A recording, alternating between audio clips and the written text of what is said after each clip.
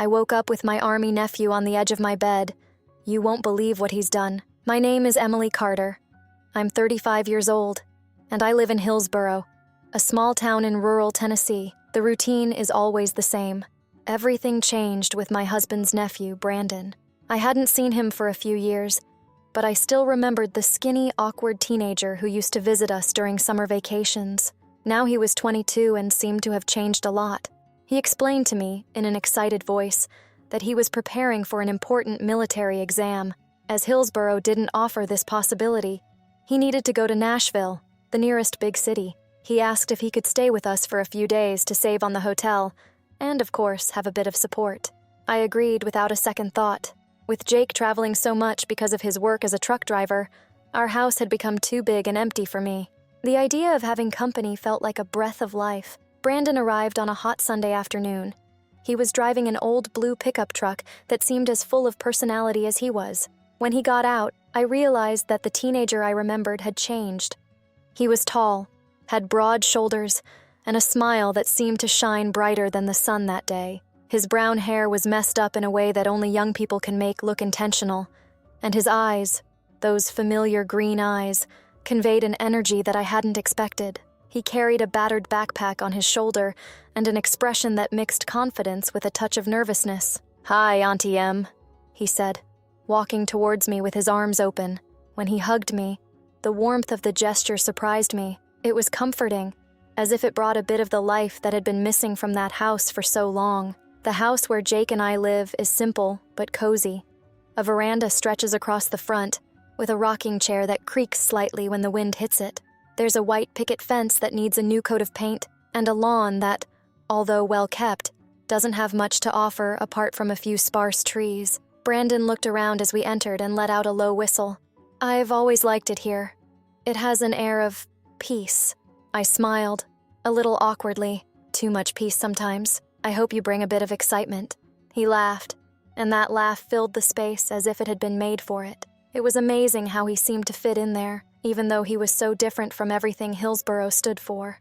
For the first few days, Brandon occupied the guest room, a simple room with aged wooden furniture and a window overlooking the countryside. He settled in quickly, bringing with him not only his presence, but also stories. He had so many things to tell, about the physical training he'd been doing, about the people he'd met at college, about the places he'd dreamed of visiting. It was refreshing. I'd sit with him at the kitchen table while he talked, and I'd find myself laughing at things I hadn't found funny in a long time. Brandon had this ability, this energy that seemed to transform the environment around him. One evening, he decided to help me make dinner. We stood side by side in the kitchen, him chopping vegetables with the concentration of a surgeon while I stirred something on the stove. The kitchen is my favorite space in the house, with bright yellow walls and a collection of glass jars full of spices and flowers lined up on a shelf. Brandon commented on it, praising how everything looked so authentic. I thought it was funny. "Authentic is a polite way of saying old, Brandon," I teased. He laughed again, that warm sound that seemed to warm the whole house. "No, it's serious. I like it. I like how everything here has a history, a purpose. It's not like those modern houses that look like clinics." I stopped for a moment, watching him. He wasn't all energy and youth. There was a depth to him that I hadn't noticed before. Brandon had a way of looking at things that made it seem as if everything around him was worthy of attention. He was captivating, to say the least. Our bond grew little by little, like a plant that sprouts silently. Jake was in Ohio, making one of his longest trips, and I felt grateful to have someone around. Brandon wasn't just company. He was a breath of fresh air, a reminder that there was more to life than the monotony I had allowed myself to accept. He talked enthusiastically about the future, about what he wanted to achieve, and it was contagious. I found myself thinking about the things I'd put aside, about the dreams I'd once had, but which had been buried under routine. Hillsboro, with its narrow, quiet streets, seemed a perfect setting for reflecting on these things. At night, when the wind blew across the fields and the smell of fresh grass invaded the house, I felt a mixture of tranquility and restlessness. Brandon, with his vibrant presence, seemed to amplify this. He was a constant reminder of what I had lost, or perhaps what I could still find. When he asked me to walk with him to the lake at the end of the street, I accepted without hesitation. The lake is a peaceful place, surrounded by tall trees that reflect in the water, creating a perfect mirror. We walked side by side, talking about everything and nothing at the same time. He told me about his plans to join the army, about how he wanted to do something that really mattered. I listened to him, fascinated. He was so young, but he seemed to have a clarity about what he wanted that made me almost ashamed of my own inertia. That night, as the sun disappeared over the horizon and the sky turned pink, I realized something that scared me. Brandon's presence wasn't just a distraction from my routine. It was something that was beginning to fill a void that I hadn't admitted existed. And that, at that moment, was enough to make me hesitate. I began to realize what a mixture of youthful confidence and vulnerability he was. He talked about his dreams of joining the army with such enthusiasm, but at the same time there were moments when his green eyes seemed to darken, revealing uncertainties that he rarely put into words. I saw a young man so full of potential, but also a man who, like any other, carried his doubts and fears. One evening, the sound of his laughter echoed through the house as we finished dinner. We were in the kitchen, with plates spread out on the wooden table. I watched Brandon as he talked about his training for the military test. He gesticulated enthusiastically, his movements so lively that it was impossible not to get carried away. "You should see it, Auntie Em," he said with a broad smile. "They put us through our paces and then expect us to do push-ups. But you know what? I love it. Every drop of sweat makes me feel like I'm getting closer to my goal." I smiled, admiring the determination in her voice. It was rare to see someone so young, so focused on their dreams. "You seem to have made it halfway just by sheer force of will, Brandon. That's more than most people manage." He paused for a moment, watching me.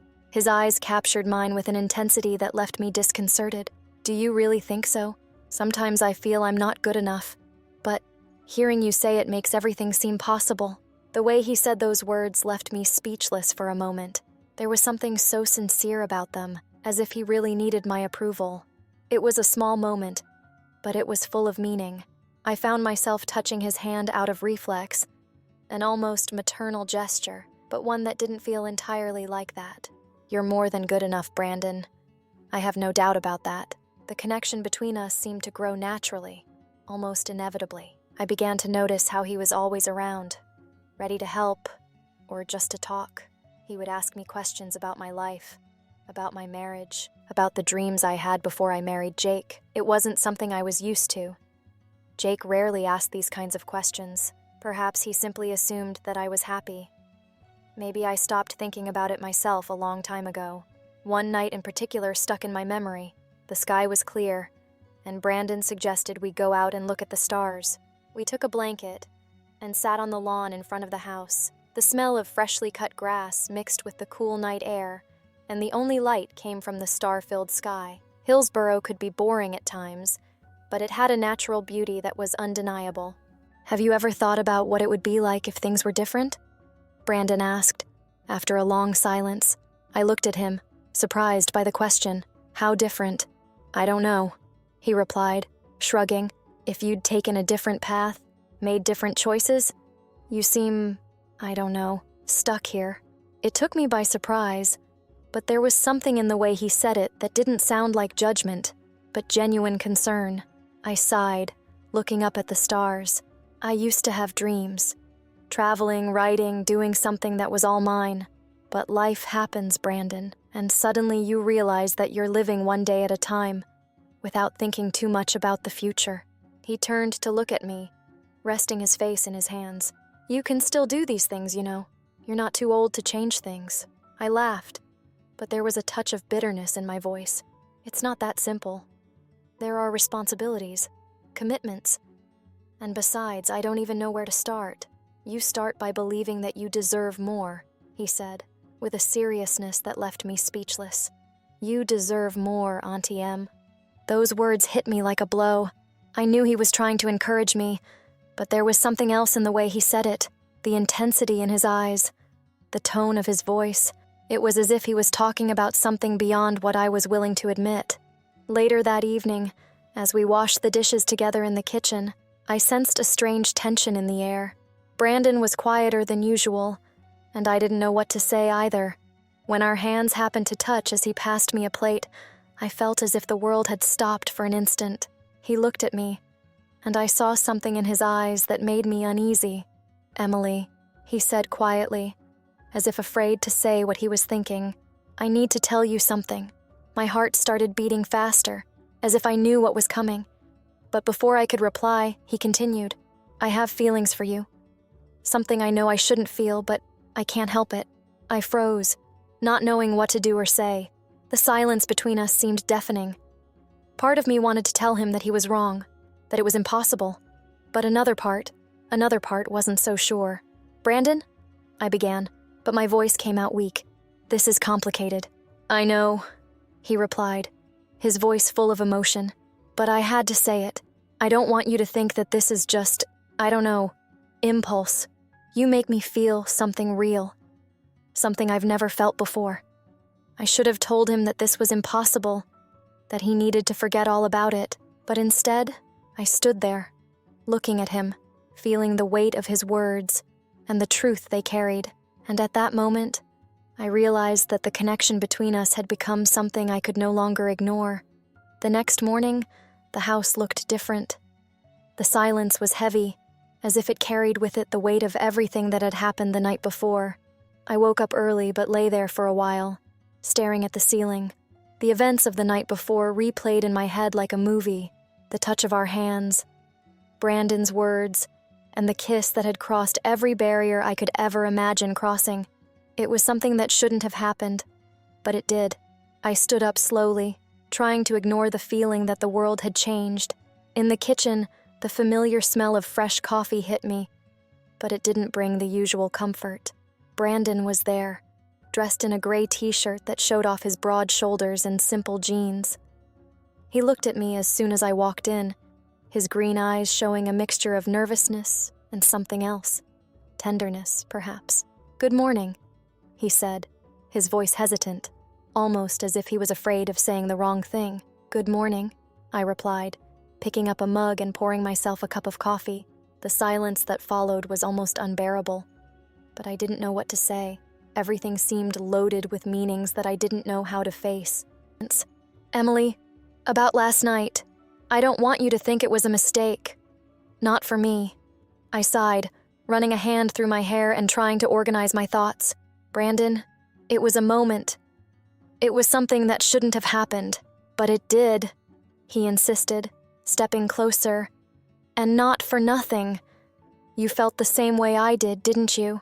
I looked at him, wanting to deny it, but the words got stuck in my throat.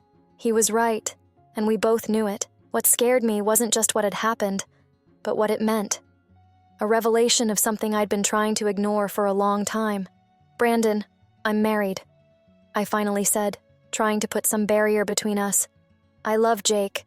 This can't go on." He lowered his head for a moment, as if trying to process my words. When he looked up, his expression was firmer than before. "I know you love Jake, and I respect that. But I also know that he's not here, that he doesn't see you as you deserve to be seen. I don't want to cause problems for you, but I can't pretend I don't feel anything either." There was a moment of silence after his words, and I walked away, going to the window. Outside, the day was clear, but there were clouds forming on the horizon. It was as if the weather reflected the whirlwind of emotions I was feeling. I wondered if he was right, if I really was living my life as I should, or if I had settled into a reality that no longer made me happy. Decisions. Brandon approached again, this time without invading my space. "I'm going to the exam in a few hours," he said, his voice calmer now. "But I want you to know that no matter what happens, you mean a lot to me, Emily. More than I could ever put into words." I nodded, still looking out of the window. I didn't have the words to reply. I just knew that it was more than I could handle at the moment. When Brandon left for his exam, the house was empty again, and the silence that had once been comforting now seemed deafening. I grabbed a dishcloth and started wiping down the kitchen counter, an automatic gesture, but one that gave me something to do while I tried to organize my thoughts. The truth was that Brandon's presence had filled a space inside me that I hadn't even known existed. Now that he was gone, that void seemed even bigger. I thought to myself, If he does well in the exam, I'll relate to him, as a reward for being such a hardworking man. When Brandon came back that afternoon, he looked radiant. He had a smile on his face that lit up the room as soon as he walked in. "I think I did well," he said, his voice full of enthusiasm. "Now we just have to wait for the results." I smiled, genuinely happy for him. "I'm sure you made it. You've prepared so much for this.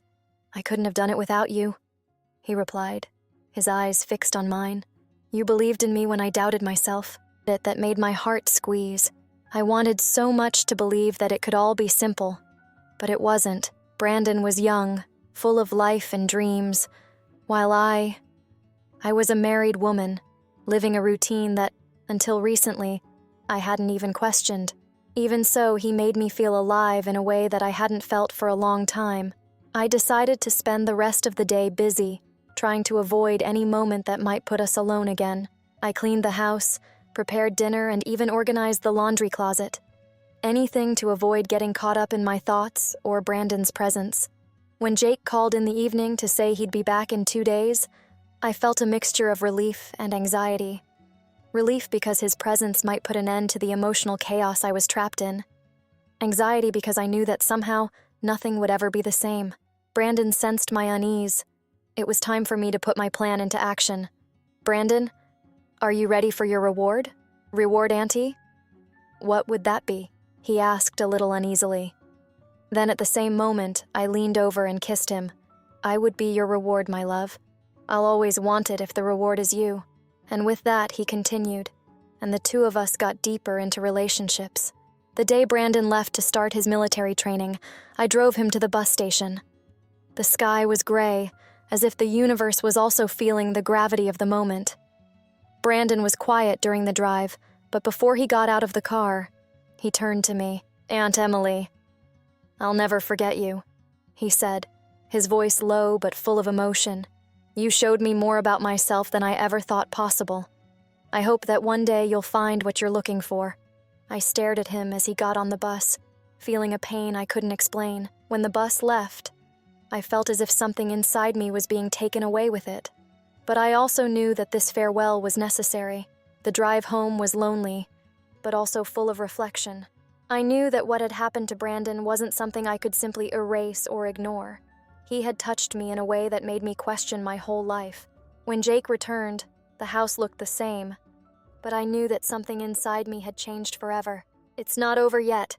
Click on the cards and continue with us.